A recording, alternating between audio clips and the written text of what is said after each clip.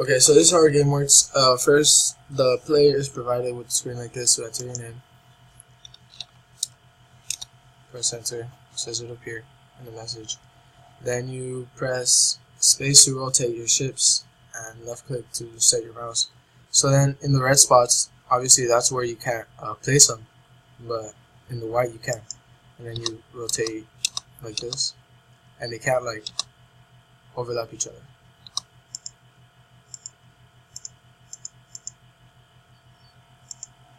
Okay, and then now the CPU is setting up the ships.